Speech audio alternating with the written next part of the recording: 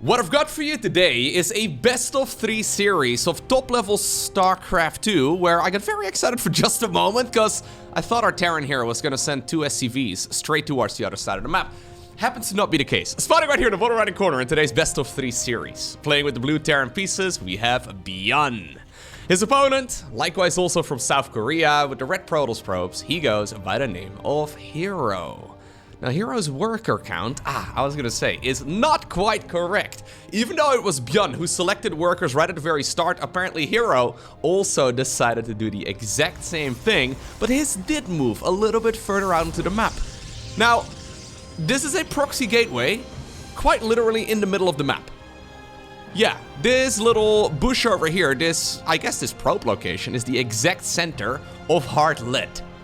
So if ByuN decided to go for an SCV scout, he would certainly see that there's a bunch of Protoss infrastructure. Second gateway goes down as well. There's a bunch of Protoss infrastructure where it probably should not be. The only reason why I can imagine hero going for this is because he has analyzed that ByuN has been a very greedy man as of late.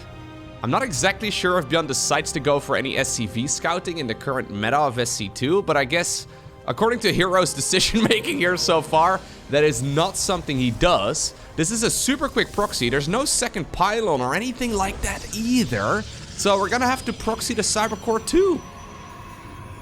Double gateway, Insta Zealot, Cybercore coming up. Now finally the second pylon is building inside of the main base, but hero is certainly gonna put on a lot of pressure here. And look at this. This is exceptional greed right here from ByuN. So it's a supply depot into a barracks, into a command center, into a reactor as well. So he has no units. Like, he's got SCVs and 1 mule, but that's it. So he's in a world of trouble. If ByuN can somehow, some way micro his way out of this, that would be incredible. But this is gonna be an uphill battle for sure. Probius has bruised a couple of these units so far. The SCV does end up getting the final hit. Lovely work right there by Micro Jackson himself. ByuN, of course, very good when it comes to controlling his stuff. And ultimately, he does have a reactor right now. So he can pump out those Marines 2 at a time. Stalkers on the back of this. The ones on the production tab are Stalkers number 3 and 4. So there's a lot of aggression. And at this point, ByuN realizes, well, he must have already noticed that something was not quite right. He realizes, though, for certain now, that this is hyper-aggressive Protoss gameplay. I've got a feeling that this SCV, who's currently busy hard at work over here building that command center, is not going to be able to finish the job. I mean, if he can, that would be amazing. There's a lot of SCVs around here, so ultimately, yeah, maybe he can finish some of them. Good target firing here by hero. Nice work as well by ByuN, really making the best of this very tricky scenario. He finishes the bunker, and it looks to me that he's gonna finish the command center too. Now, double mule would certainly make up for this early game. The problem is that this is just the beginning of it. Yeah, it's not like you're gonna build all of this in the middle of the map and then just sort of give up on it, right? Like, you have to continue putting on pressure because you can't really afford losing all of those structures. So hero, I mean, he is still building stuff. I would assume that ByuN also realizes that. He's decided to go for a second barracks. I think I would have preferred seeing a factory and some cyclone production, but he must not have had the money at the time. Now, whatever happens in the rest of this series, I would imagine that ByuN is gonna be scouting. Okay, here come the Stalkers once again. They're gonna walk around the side. Kind of like it, although you have to be careful that you don't get surrounded. Those SCVs are once again ready to sacrifice themselves. Adept also joins in. Yeah, it's just too many worker losses, right? I think that's ultimately what's gonna cost ByuN here. He may very well be able to stabilize, but he's just lost so many workers.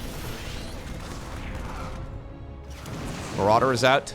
Adepts get into the main base even. Now this is an absolute disaster. It was actually not looking horrible for him.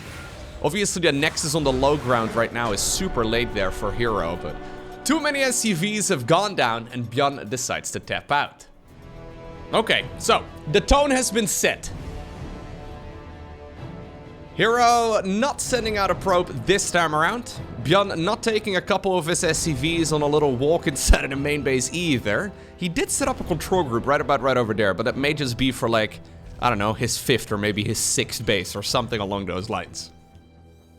Alright, I would imagine that we're gonna be seeing an SCV move across the map a little bit quicker, just to make sure that everything is a-okay inside of the main base of the Protoss. So, because Protoss obviously need, well, pylon power for all of their structures, right? They need that power field to be able to plant down anything. It's pretty easy for Terrans to figure out if something is awry, right? So you can obviously send the SCV in and, well, as long as you see a pylon, you can determine if everything is okay.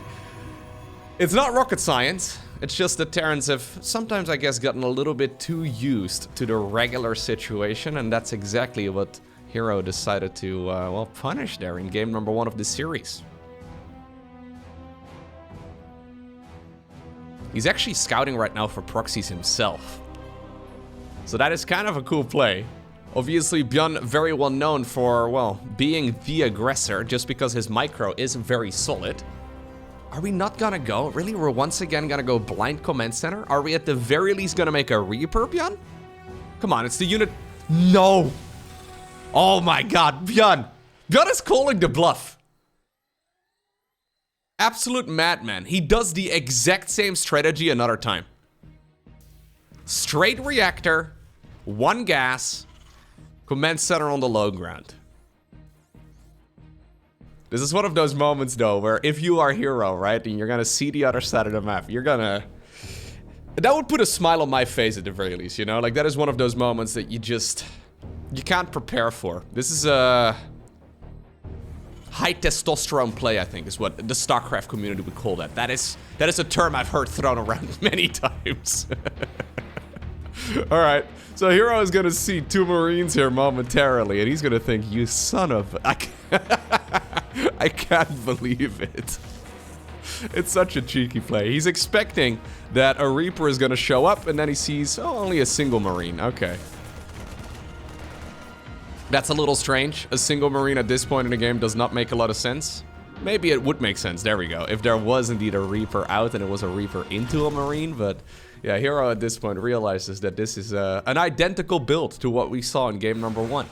Now, of course, the reason why ByuN does this, right, is that scouting is not free. Like, this is something that it's difficult to explain if you are like more of like a casual StarCraft enjoyer. So every second that a worker in StarCraft 2 is not mining, you lose about between 0.8 and about 1 mineral a second. It's something along those lines.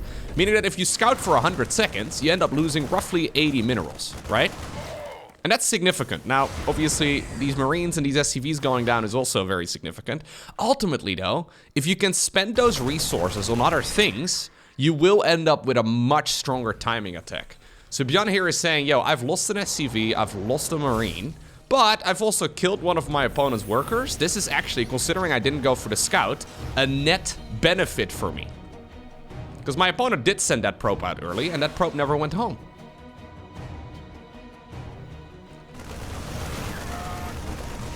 It's a trade-off that's a little dangerous. Yeah, Shape got cancelled.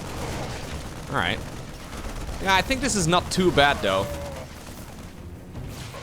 for hero, because this will ultimately always lead towards some sort of Marine timing attack, right? So ByuN is going for Stimpack and combat shields here, and if you can kill those Marines before they hit their power spike with Stimpack and combat shields in about a minute or so from now, maybe a minute and a half, well, you may as well trade them out a little earlier. Yep. Oracle activates what little energy it's got. Well, you always think that about Oracles.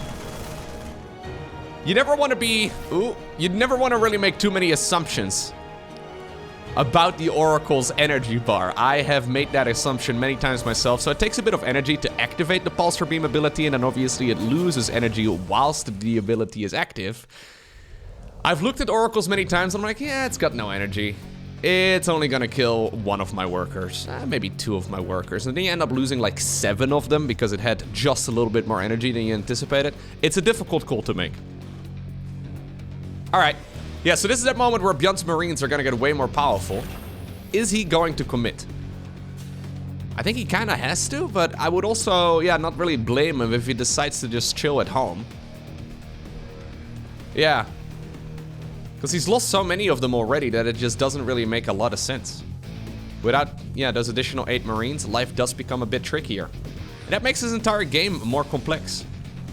Upon not seeing the move out, or upon, well, seeing that Terran decides to stay at home, hero decides to go for a third base. I think that's a very clever choice. Blink is going to finish up in just a moment right here for the South Korean Protoss. Starport finally coming up as well, together with a reactor here on the factory. We're going to see the switcheroo, and then we'll see a little bit of medevac play. Alright. Blink is done. Every stim right now is very costly here for ByuN. There's about as many Stalkers as there are Marines over here on the low ground. Okay. Some of the Marines activate their Stimpack research. Yeah. I think it's a smart play to only activate a couple of them, because it's quite costly. One of the Adepts managed to sneak around. Sees everything that's happening. Good control right here by hero once more. Charge on the back it is. Third Nexus, I mean, it's properly timed here, but it does feel pretty late in the grand scheme of things as to what we normally see from Protoss players in this matchup. Robo facility together with a bunch of sentries as well at home. Getting into the main base would be real nice, but I agree. I think you gotta play this a little bit more cautiously. Okay, so what do you do right now as ByuN? Do you go for the third command center, or do you add on additional unit producing structures? Do you just make this like a extended 2-base all-in? I think you can. In that case, you probably want to pull the boys or something, but yeah. Oh no, that's so risky. Oh, yeah, I was gonna say, oh, that's such a ByuN move right there. Okay. I guess you can also just stick around on, yeah, exactly, like use the factory here and make some of those Widow Mines instead. You can definitely spend your money quite handily with these 5 structures over here. Robo Bay coming up on the back of this too. I think hero really would love to have a Colossus or two at this particular point in the game, but this is a tough hold for sure. Stalkers are all the way in the bottom right-hand corner. They need to get home ASAP. Sentries are set up here to make sure that this Terran army does not just march straight up on the ramp. Force fields? Decent force fields, nothing amazing. I think you could probably have achieved the same thing with just 3 of them, but fair enough. Any time that is bought right now is great here for the Protoss. So, Robo Bay is finishing. Colossus indeed fires up. I wouldn't have mind seeing an Immortal, but it's a lot of Marauders here in the mix. Of course, since it's a triple Rex with 2 tech labs, it's not a bad choice. Third command center, by the way, was made, and we're also gonna go for an SCV pool. Okay, we're doing both of the things I was suggesting. ByuN is certainly going to lose quite a few of his workers here, but can he obtain the victory with it? Stimpack being used, of course. Sentries, I would not have minded maybe seeing another force field before you guys have gone down. Probes pulled away from their mineral lines. Widow Mine! Okay, does actually connect on the wrong spot. Colossus pops, but immediately gets sniped right there by the Marines and the Marauders. Lovely play by ByuN. Somehow, some way, seems to have figured out the exact moment at which that Colossus... Because he jumped the Robo facility before the unit popped. He seemed to have realized the exact moment where he needed to go. Both players lose... well, pretty much all of their workers here in one of their bases. Observer shows up. And I think these Widow Mines are not going to be able to shoot another time. Okay. Third command center. Done. Orbital command building on top of it right now. Getting that Colossus was really nice. I think if that Colossus somehow would have stayed alive, right? So yeah, maybe we can critique the positioning right here of the Robo facility a little bit. We very frequently see it inside of the main base, for example, for exactly this reason. If it was available, Widow Mine drop, not gonna happen. Beautiful. If that Robo facility was positioned in a different spot, I can imagine that the Colossus would have lived, and I would have liked this position a hell of a lot better for hero. Yeah, right now, I don't think I love it. This is also a difficult game to read right now, especially I feel like from the Protoss' point of view, because this start here from Terran has just been a little crazy. Going for a Stimpack combat shield timing attack and then not going for the timing attack does always make the game a lot more confusing. One snipe right there on one Marauder. Took a bunch of lasers to the face. In retaliation though, a Zealot will get sniped as well. Okay. Yeah, I wonder if we had like, if we would have had like one additional Immortal in the mix, that game may have looked very different as well, or that fight may have looked very different as well for hero. Because they really do an amazing job against those Marauders. Ghost Academy coming up. So both of these guys just mostly chilling in the middle of the map. You stim, I blink, you kill one of my units, I kill one of yours. Just a little bit of pretend StarCraft, you know?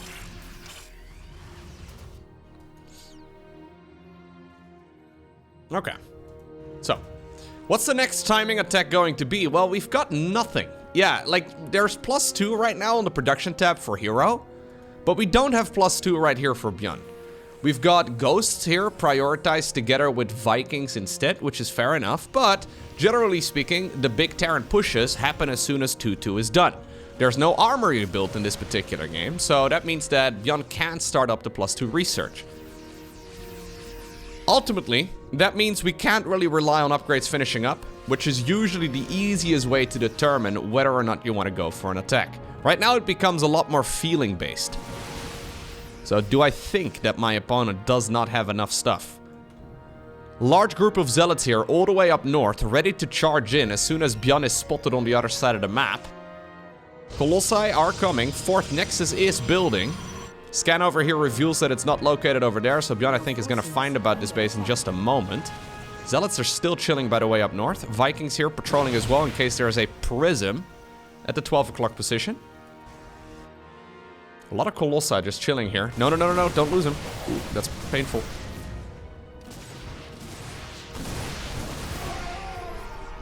Disruptor's coming too. I don't love the positioning here from hero. So without extended thermal lens, fighting this Terran army is going to be near impossible. Those Colossi, yeah, they're just going to get murdered. Oh, Stalkers not available to guard against all of those Vikings. And I don't think there's enough Stalkers and Zealots to really clear out this bio army. Those Colossi just have to step too close because they don't have the ranged upgrade and there were no Stalkers underneath to shoot at all of those Vikings. Lovely control right there from ByuN, forcing his opponent to split up his army and move around in different sections and then, well, just fighting the army straight on, finding those Colossi exposed. So, game number 1, yeah. ByuN loses because he's too greedy. Game number 2, ByuN does the exact same build order once again. Game number 3, the final one in today's series. Hero starts off the game by sending a probe towards the other side of the map. Are we gonna build a proxy once again? No. Pylon is inside of the main base, or I guess it could still be a proxy. But one where... Nah. It could be Pylon into Pylon. It could be the Max Specs opener, but it's not very popular in the current meta. When I say the Max Specs opener, does that make sense to anybody? Because it was only like a popular build order for a relatively short amount of time. Okay, so the Max Specs opener, as you may have guessed, Max Specs came up with this a bunch of years ago, before he got really good at the game. This is the strategy that actually, yeah, put his name on the map. So he would go Pylon at home, and then a proxy Pylon on the other side of the map, and then a gateway attached to that, well, proxy Pylon. It's weird because it's effectively Pylon into gateway, which doesn't really make a whole lot of sense. Now, the idea behind that build is that you can get a Zealot into your opponent's natural expansion and then followed up with a bunch of other units as well.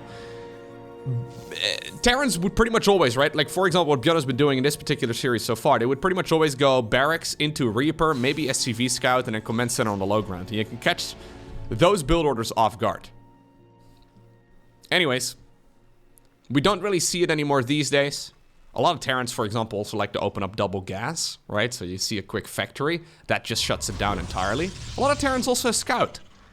Apparently that's not... Okay, yeah, ByuN is a little suspicious. Decides to build the CC in the main base, and that's not a reason why that Max Specs opener doesn't really work. It only really makes sense when Terrans go for Barracks into Command Center on the low ground blindly. Look at this. This looks an awful lot like scouting, ByuN. Ay, ay, ay. Didn't think I'd see the day. Hey, by the way, if you guys are new to these videos, or maybe for some reason you just have never subscribed before, even though you may have watched many, subscribing on YouTube, completely free. And what it does do is that it gives you a notification when I upload new videos, especially if you decide to hit the subscribe button and then also ring the bell. That way you actually get a notification on your phone, for example, about when I upload a new video. Also, and maybe more importantly, it feeds my ego. Maybe one day I could get 1 million subscribers, you know what I mean? So if you want to feed my ego and get notifications, yeah, make sure it's the worst sellout I've ever done. All right, now you can subscribe if you want to. You don't have to.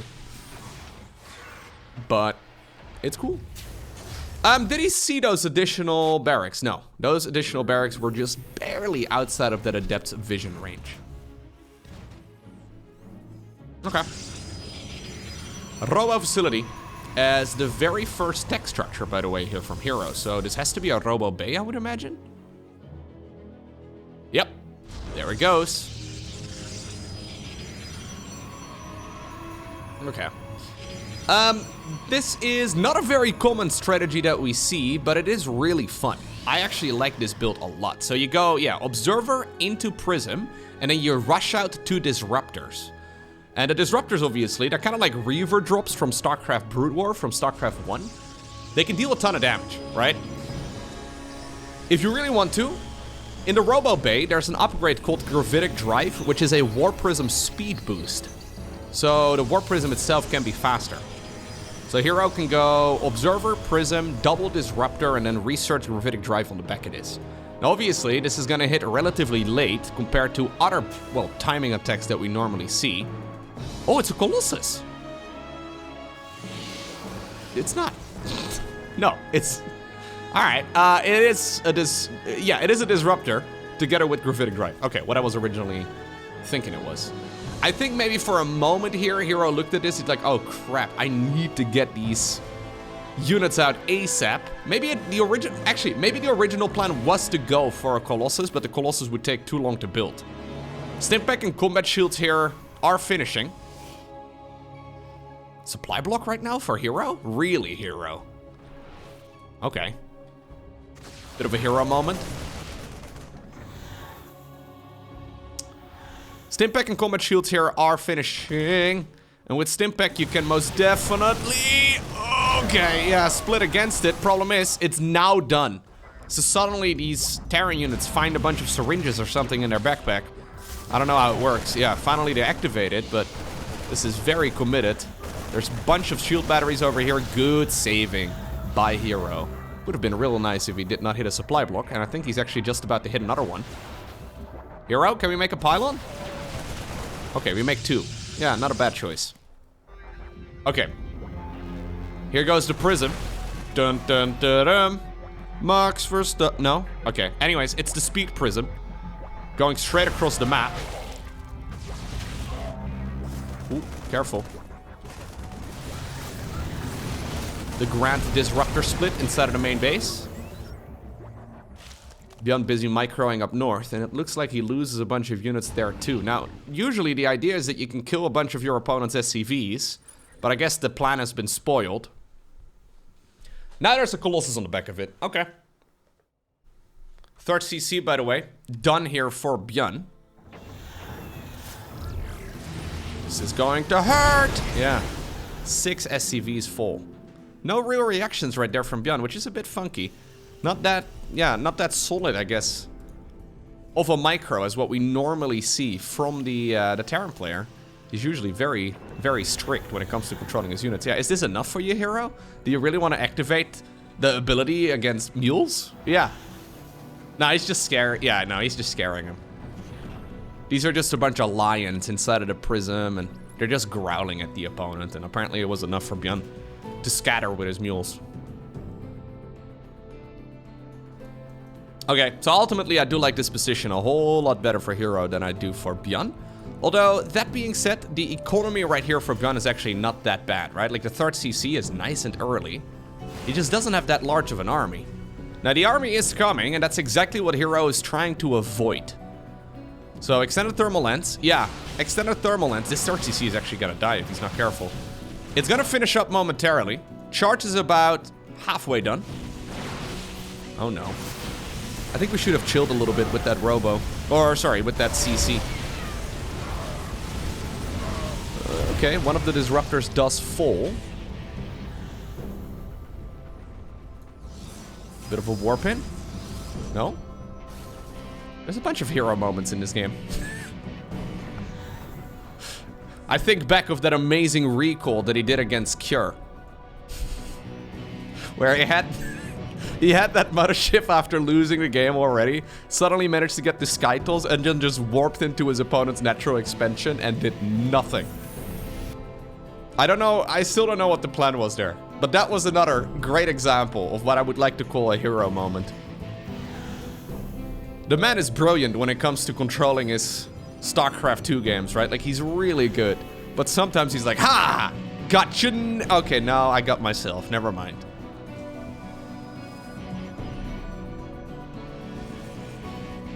Sometimes, when you're too brilliant, I guess it can look a little stupid. Yeah. I mean, I wouldn't really know what that's like, but that's kind of what it feels like, you know, where in your mind, that strategy just was absolutely flawless, but in reality, it just does not work out. You try to do 17 additional layers of mind games, and ultimately, you don't really end up anywhere. It just gets worse. All right, Colossus number 3 hits the battlefield as well. Templar Archives on the back of this. Ghost Academy building right now for ByuN. We've got Marines, Marauders, Siege Tanks, and, well, Medevacs. And a Viking. Does hero have enough to bust this? Because those Siege Tanks don't mess around. Well, this is a good start. Zealots in the main base, super obnoxious. It's gonna force some of that bio army to turn around, and that's exactly when hero decides to pull the trigger. Disruptor does not get a whole lot of work done, but the Siege Tanks are starting to fall. Yeah. Immortal right there from our red Protoss, trying its very best to just deal as much damage as possible. Obviously no reinforcements at the front, but we may very well just see another warp in inside of the main base. One Viking still up available. I think that was the only Viking actually that was available. The entire Protoss army here pretty much has fallen, with the exception of the lasers. Both Stalkers and Colossi shoot lasers. Maybe a bit of an overextension right here by hero, but yeah, even though the Colossi are not dealing a ton of damage against his army. Really, we're gonna do some Siege Tank micro. He got the kill too. What a chat. Problem is, 32 SCVs I think is just too much. GG.